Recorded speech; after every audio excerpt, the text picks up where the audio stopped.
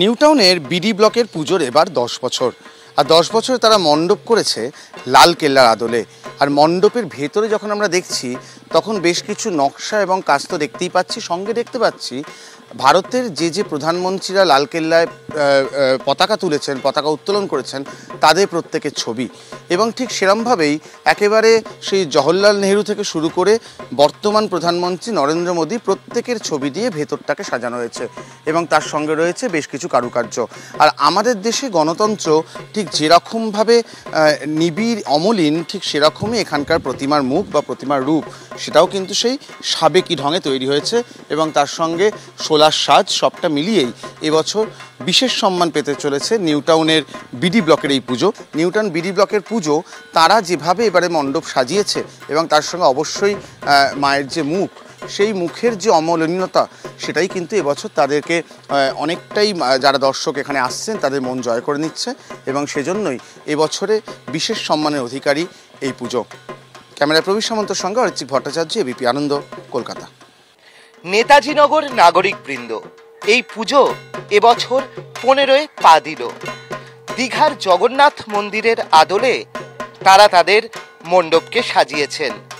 এখানে আমরা দেখছি যে ফোম ব্যবহার করে বিভিন্ন ধরনের কারুকাজ করা হয়েছে।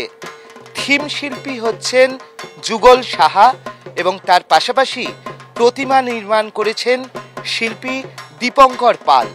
মণ্ডপের ভিতরে প্রবেশ করলে বিশাল ঝাড়বাতি এবং তারপরেই রয়েছে এই অনন্য সাধারণ প্রতিমা।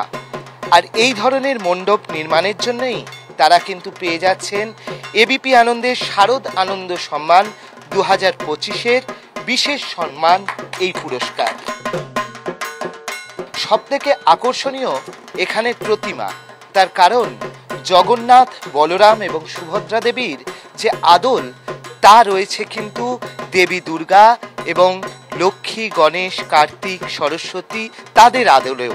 অর্থাৎ একদিকে যেরকম এখানকার মণ্ডপের আকর্ষণ রয়েছে, তার পাশাপাশি এই প্রতিমা দেখার জন্যও কিন্তু প্রচুর মানুষ আসছেন। আর এই সমস্ত কারণেই তারা পেয়ে গিয়েছেন এবিপি আনন্দের তরফ থেকে বিশেষ সম্মান পুরস্কার। ক্যামেরায় শান্তনু দত্তের সঙ্গে অর্ণব মুখোপাধ্যায়, এবিপি আনন্দ, কলকাতা। দমদম তরুণ দলে এ বছরের থিমের নাম দেওয়া হয়েছিল ছাপ। আর মণ্ডপের জার্নি শুরু হচ্ছে প্রথম ছাপ, অর্থাৎ ফসিল দিয়ে, জীবাশ্ম দিয়ে। এবং সেটার মধ্যে থেকেই যে জার্নি শুরু হচ্ছে, সেখানে বিভিন্ন রকম ছাপের ব্যবহার। মণ্ডপের কোথাও দেখা যাবে পায়ের ছাপ, তো কোথাও দেখা যাবে লিথোকাট, সেই ছাপ। এবং তার সঙ্গেই এই যে আমরা বলি যে এই চিহ্নে ছাপ দিন, সেই ছাপ, বিশাল বড় পায়ের ছাপ থেকে শুরু করে সবটাই এই মণ্ডপে রয়েছে। এবং বিভিন্ন রকমভাবে এই ছাপের ব্যবহার আস্তে আস্তে বায়োমেট্রিকের দিকে যেন এগিয়ে যাচ্ছে। বিশ্বাসের ছাপও এখানকার একটা মূল উপজীব্য বিষয় হয়ে উঠছে। আর যেভাবে গোটা মণ্ডপে এই রকমের বিভিন্ন রকমের ছাপের ব্যবহার, সেটাই কিন্তু যে বিবর্তন ভাবনা, ছাপের বিবর্তন ভাবনা, সেটাই কিন্তু অনেকটা মন জয় করে নিচ্ছে সাধারণ মানুষের এবং অবশ্যই বিচারকদেরও।